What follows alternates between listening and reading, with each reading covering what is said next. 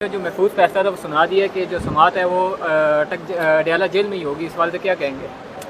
जी, ये फैसला जो आया है इसमें फाजिल चीफ जस्टिस साहब ने ये रूल किया है कि जी इमरान खान के हक में ये चीज़ है कि चूँकि उनकी सिक्योरिटी के कंसर्न हैं तो लिहाजा इनकी सिक्योरिटी के कंसर्न की वजह से उनकी समाअत अडयाला जेल में होनी चाहिए। ये जो तायीद या जो दलील या जो आर्गूमेंट अपने फैसले की तायीद में फाजिल चीफ जस्टिस साहब ने दिया है वो इंतहाई मज़ाक़खेज़ है। अगर इन्होंने खारिजी करना था तो ये 1 महीना हमारा क्यों ज़ाय हुआ? हम आगे जा चुके होते, कोई ऊपर की अदालतों के फैसले आ चुके होते।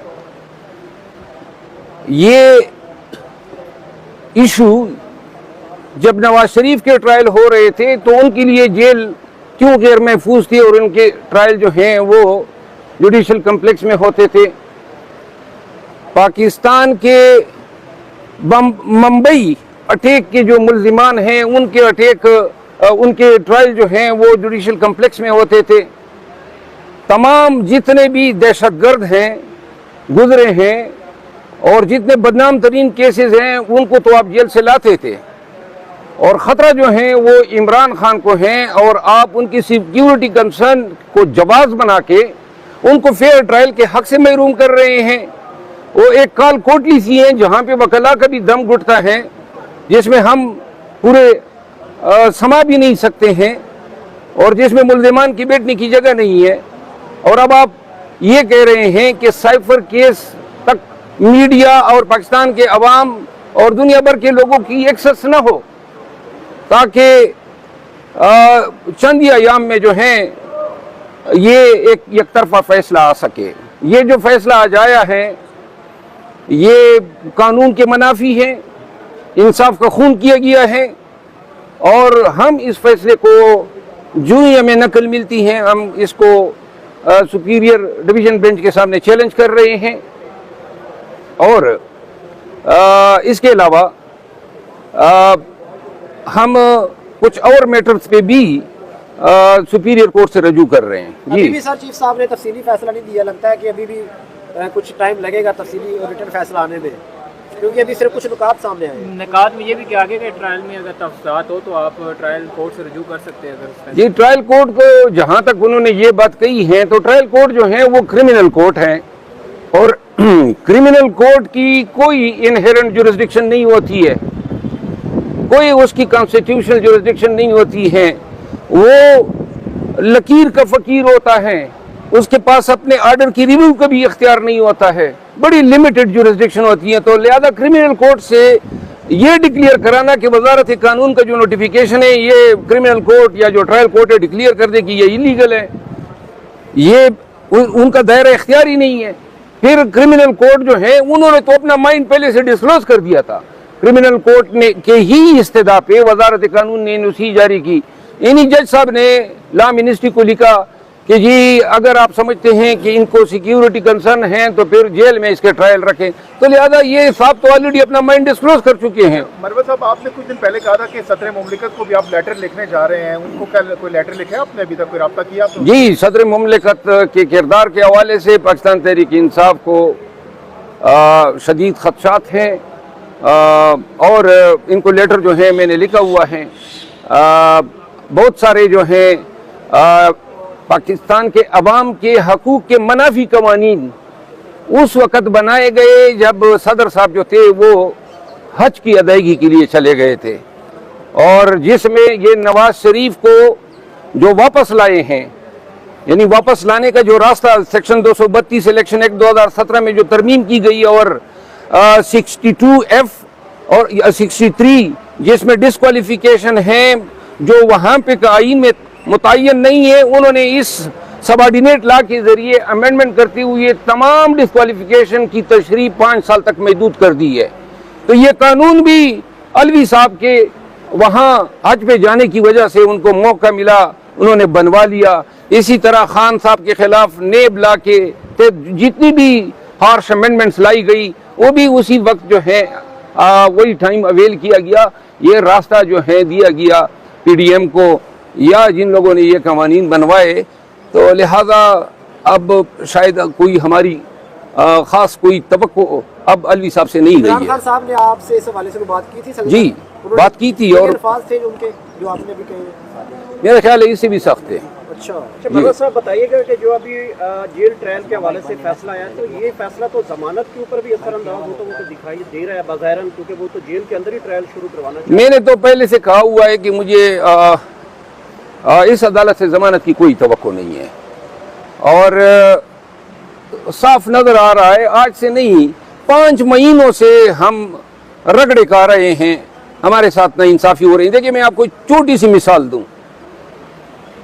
जो अबुल असनाद जुल्करनैन साहब हैं, उसने 9 अक्टूबर को यह ऑर्डर लिखा कि मैंने नकूलात इनको दे दी है। अब सबको पता है कि उन्होंने नकूलात नहीं दिए, लेकिन ऑर्डर शीट में ये लिखा, इसको गलत बयानी कहा जाता है।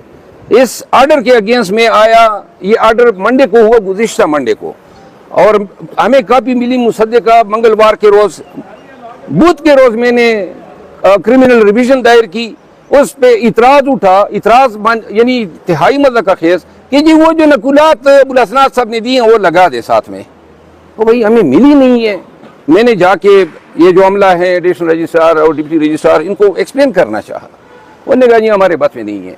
खैर केस बतौर ऑब्जेक्शन चीफ साहब के पास लगा, उन्होंने ऑब्जेक्शन तो वो रूल कर दिया, लेकिन केस हमारा 24 तारीख के लिए लगा दिया, जिस पे मैंने आज जाके दरख्वास्त देनी चाहिए कि जी आज अगर आप मंगल तक नहीं लगाते हैं, मंगल को तो वो ट्रायल में बैठा हुआ है हथौड़ा लेके कि मैंने जी यूं फर्द जर्म पे ठाक मारनी है, तो लिहाजा वो फर्द जर्म जो है बनाने पे तुला हुआ है, तो हमारा right of access to justice कहाँ गया? यानी हम ऑर्डर पे अपील की भी काबिल नहीं रहे हैं, अपील की हमारी सुनवाई नहीं है। अब मैंने अभी सुना है कि वो कल के लिए वो केस लगा रहे हैं। अगर कल के लिए आप लगा लेते हैं तो वो 9 बजे तो वो बेटा होता है, हमसे पहले पहुंचा होता है, तो लिहाजा इसका मतलब ये है कि अपीलें भी दायर न करो। अच्छा यही रहता है, इसी तरह के इंसाफ आप जो तवक्को कर रहे हैं कि जस्टिस सिस्टम तो ऐसा ही रहना है। 16 माह से हम भी देख रहे हैं, 5 माह से आप कह रहे हैं रगड़ा खा रहे हैं, फिर हल क्या है? कारकुन किधर जाए, PTI किधर जाए? गुब्बारा छोड़ने पे पाबंदी, केक काटने पे पाबंदी, कोई कैब लेके आए, कोई पुलिस वाला, कोई PTI का झंडा लेके आता, पुलिस वाला डंडा लेके आ जाता है। अच्छा यार मेरी बात सुनो ना, अब एक सवाल में आपने 10 कर दी है।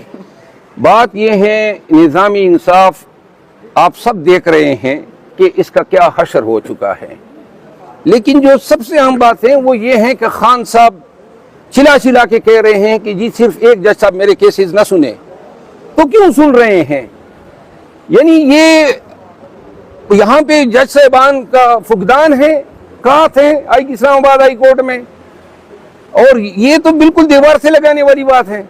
यानी कि मैं जी जबरदस्ती मुंसिफ बना बैठा हूँ, ये नहीं होता इंसाफ। और ना हमने ऐसे कॉन्स्टिट्यूशनल कोर्ट में इस तरह होते देखा है। खुदारा देखिए ये इंसाफ जो है ये इलाही फरीजा है, कुरान के करीम के अहकामात हैं। अब इतना आगे जाना कि नाइंसाफी जो है उसकी जिम्मेदारी उठाना और इसकी सजा कौम के एक ऐसी लीडर को देना जिसका कोई कसूर नहीं है, ये सारे ड्रामे हैं, ये सियासी केसेस हैं, साइफर हैं या तोशाखाना है या 9 मई के वाक़यात हैं कि जी आप अंदर थे लेकिन आपकी मशावरत थी। तो लिहाजा अगर पाकिस्तान में इंसाफ जो है जिस तरह मादूम होता जा रहा है, अगर ये इसी तवातुर के साथ जारी रहा तो एक दिन ऐसा भी आएगा कि इस मुमलिकत खुदादाद पाकिस्तान में तवाइफुल मलूकी होगी, इसकी सज़ा पूरी कौम भुगतेगी, पूरी रियासत भुगतेगी। खुदारा इस मुल्क से रहे बच्चे कच्चे इंसाफ को फारिग न करें। अगर ये इंसाफ यहाँ से मादूम हो गया, आप यकीन करें कि इस मुआशरे में उल्लुओं का बसेरा होगा। इस सरजमीन पे कोई जो है रूल ऑफ लॉ के साथ या अमन के साथ जीने वाला जीने के काबिल नहीं रहेगा। शेर अफजल साहब ये बताइएगा, मौलाना फजल रहमान साहब का भी बयान आया है कि अगर वो बार्डर खोल दे तो हम जिहाद के लिए जाने के लिए तैयार है। तो आप क्या समझते हैं, पेट्रोल भी सस्ता हो गया, मौलाना ने भी एंट्री मार दी है, तो क्या उनको ताकत मिल रही है अब सियासत में? मौलाना साहब के लिए तमाम कौम दुआ करती है कि अल्लाह खुद उस लश्कर की सरबराही इनको दें जो फ़लस्तीन जाएं, और हमें तवक्को है कि मौलाना साहब जो हैं हिम्मत मर्दा के साथ जिहाद में ऐसे करोफर से दाखिल होंगे और अल्लाह ताला जो है अच्छे बंदों को शहादत भी नसीब करता है। साहब 40 रुपए पेट्रोल